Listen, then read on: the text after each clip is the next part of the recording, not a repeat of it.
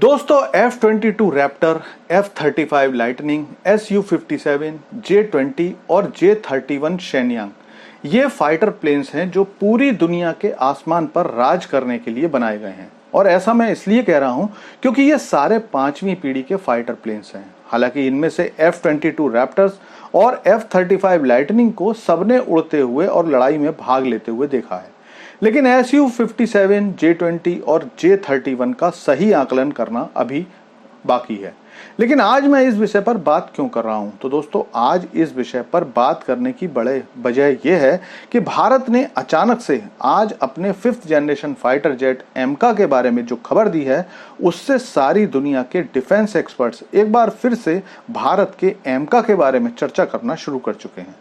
तो चलिए जानते हैं कि भला HAL से ऐसी क्या खबर निकल कर आई है जिसके बाद पूरा भारत HAL पर गर्व कर रहा है और दुनिया एक बार फिर से एमका को लेकर चर्चा शुरू कर चुकी है।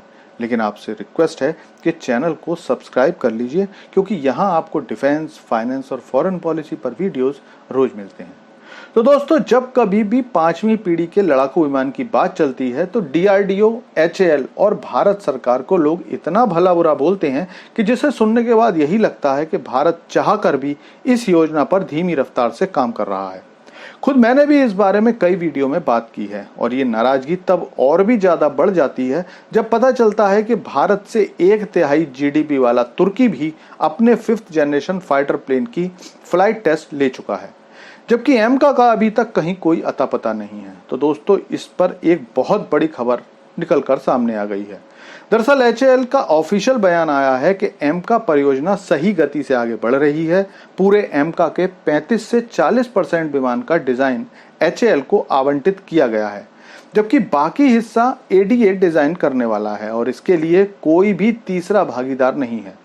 HAL के अध्यक्ष और CMD CV अनंत कृष्णन ने जानकारी दी है कि एमका के स्टेल्थ डिजाइनिंग का काम पूरा हो चुका है। दरअसल किसी भी स्टेल्थ जहाज में जहाज का स्टेल्थ डिजाइन सबसे ज्यादा महत्वपूर्ण होता है। अब हालांकि ऐसा नहीं है कि बाकी सारी चीजें जरूरी नहीं है, लेकिन क्योंकि इस जहाज का स्टेल्थ फीचर ही सबसे ज्यादा जरूरी चीज है, तो यकीनन सबसे ज्यादा इसी पर ध्यान दिया जाता है।